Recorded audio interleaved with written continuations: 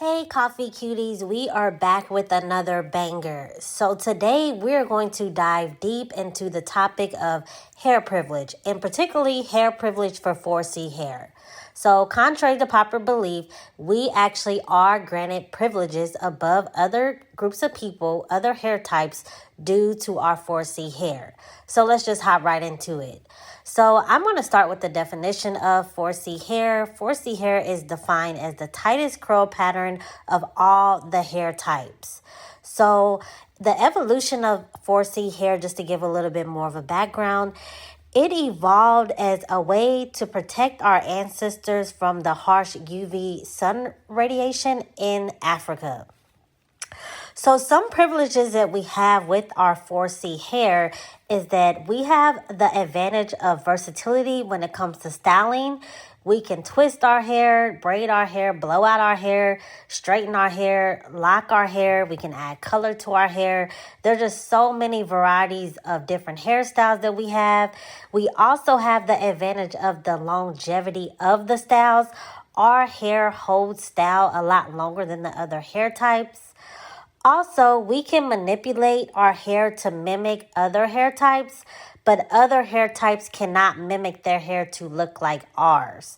We are literally the blueprint of hair. We can adapt and readapt to any form or fashion that we choose. We also have the privilege of having thick, full hair. Other hair types sometimes suffer from having a very thin or very see-through appearance, but we don't have to worry about that. We have a lot of density in our hair, and we also have shrinkage. Now, I know a lot of people frown upon shrinkage. They think that it's a negative thing, but it's actually not. It actually shows not only the health of our hair, but also the shrinkage can also be cute hairstyles as well, allowing us to have even more versatility when it comes to styling. And just a fun fact about shrinkage, our 4C hair is about 75% more prone to shrinkage than any other hairstyle. So that once again proves that we are allowed opportunity to express ourselves in our shrunken state that other hair textures simply are not.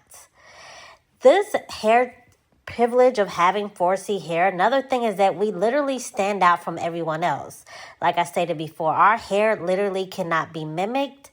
I have some examples of women that are subscribers to my channel explaining how every time they go out with their beautiful 4C natural hair, they are literally showered with compliments. So I know it's a lot of narratives on YouTube that we hate our 4C hair. We're somehow jealous and envious of other hair types.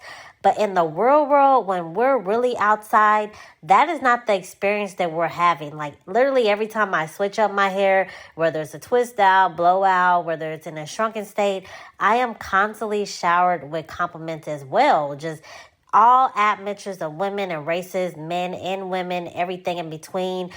We are literally magnetic. Our hair is like magnetic when we go outside. Everyone is drawn to it. So as Black women, another privilege that we have is that we actually look our best with minimum effort, and our hair complements our features and give us a very youthful appearance. I have inserted plenty of photos of women who decided to embrace their natural hair. Some also have some with weave and without weave photos, and you could just see the difference of how much their face glows, and like I said, it gives that very youthful appearance.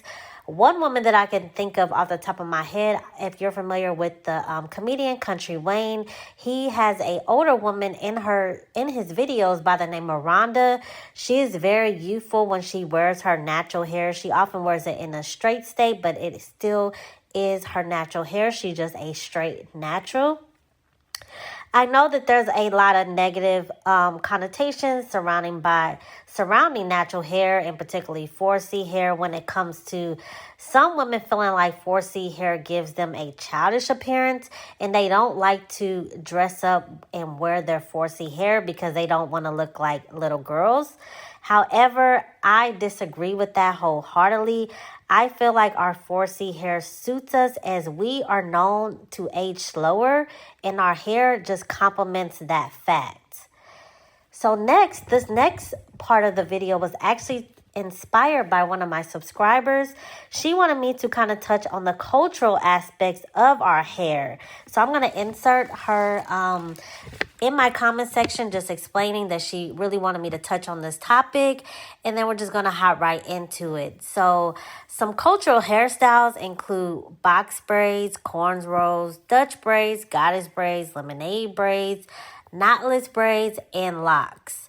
So braids are an intricate part of our Black culture and history, and we're going to touch especially on locks. Locks is literally a connection to our ancestors and heritage. Locks represent a connection to the divine and within the spiritual realm, and is also a signal of strength and integrity for warriors and chiefs. I left the full definition on the screen, but locks is also something else that is often attempted to be mimicked by other admixtures and races of women. I actually thought about this funny video. It involves Chloe, who is a monoracially Black woman. We already debunked the myths around her and her sister Haley online. And the rapper Lotto, who is a biracial rapper. Chloe sat down with Lotto on a podcast, and she mistaked locks for dreads.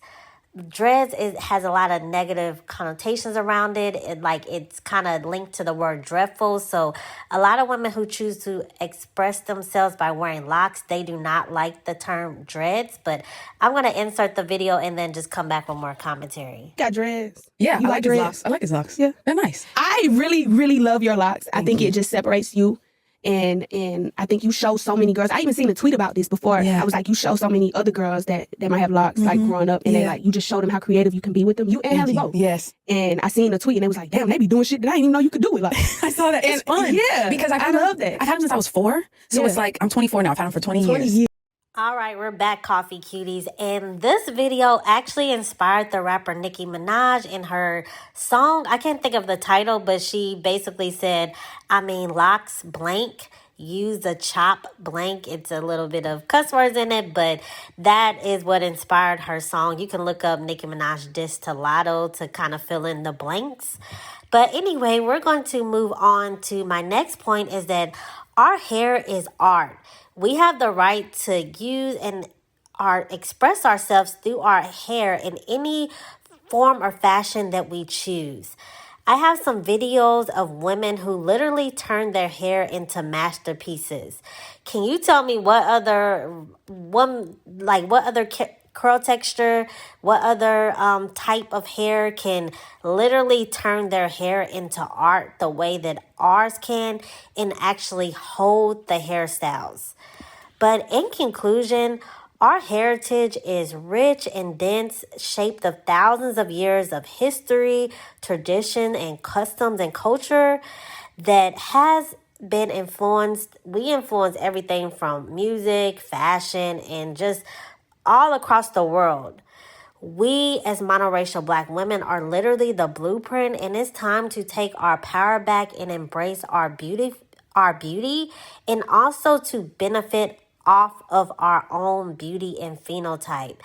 It's time for us to tell everyone to literally kiss the ring, cut the check, and pay us our reparation and our just due.